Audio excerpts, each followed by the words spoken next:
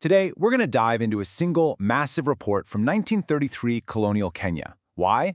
Because it tried to solve one of the most explosive problems in human history. Who gets the land? This is the story of the Carter Commission, a British inquiry that drew lines on a map that, believe it or not, still ripple through the country today. I mean, really, think about it. How do you solve a conflict over land? Is it about who was there first? Is it about who needs it most? Or is it just about who has the power to take it? This was the exact messy puzzle facing the British in Kenya, where European settlement had completely upended traditional African life. So, to try and find some kind of permanent answer, the British government created something called the Kenya Land Commission. Their job was, well, monumental.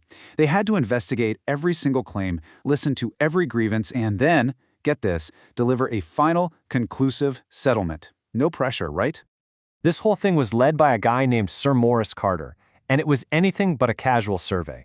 The stated goal here was to be the absolute last word on the matter, to settle all these disputes once and for all.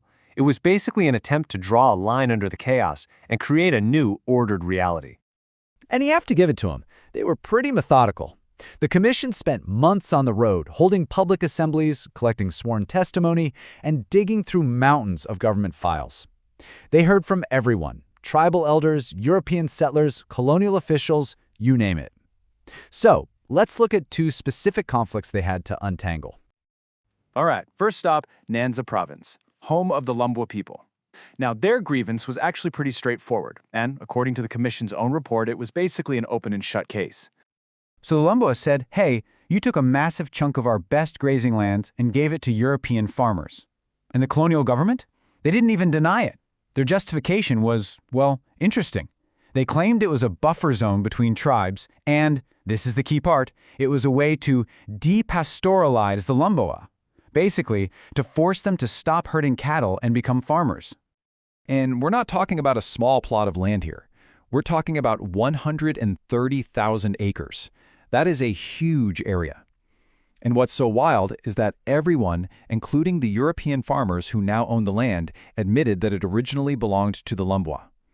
The fact that it was taken wasn't even up for debate. Okay, let's head over to our second case study, this time in Nzoia Province, which covers areas we now call Uasin Gishu and Trans-Nzoia. Here, the Nandi tribe had a very different kind of grievance, one that was all about a broken promise. You see, the Nandi had been explicitly told their land would be theirs forever. But you guessed it, that didn't last long. Soon after, about 60 square miles were just carved out for European settlement. About 1,500 people were displaced, and the compensation they got was just a few pounds per family. Now, this quote from the report is super revealing. It gets right to the heart of how the Commission was thinking. They didn't see that forever promise as some legally unbreakable treaty, but they did see it as a moral obligation. So in their minds, if the government was going to go back on its word, then fair compensation was due. So, after all those months of investigations and testimony, it was time for Sir Maurice Carter and his team to make the final call. How on earth were they going to settle these two very different but equally explosive situations? Well, this is where it gets really interesting. The Commission had to balance the historical claims of the tribes against the future plans of the colonial government. And as you're about to see, the solutions they came up with for the Lumbwa and the Nandi were completely different. And yeah, you can see that difference in approach right here. For the Lumbwa, whose big issue was the loss of usable land, the recommendation was more land. They suggested adding the Chepalungu area to their reserve. But for the Nandi, whose problem was a broken promise, the solution was just cash, a final payment of £5,000. Two totally different philosophies at play. And it's really important we understand what a native reserve actually was. These weren't just traditional homelands, they were legally defined territories set aside for a specific tribe. So what the Carter Commission was really doing was fundamentally redrawing the map, deciding what was in and what was out, a process that had huge consequences for everyone living there. You know, the Carter Commission report was this gigantic document, over 600 pages long. It was meant to be the final word, the bookend to all land arguments in Kenya. But of course, history is never, ever that simple. When you boil it all down, the ultimate goal was to create a stable foundation so the colony could be developed more easily.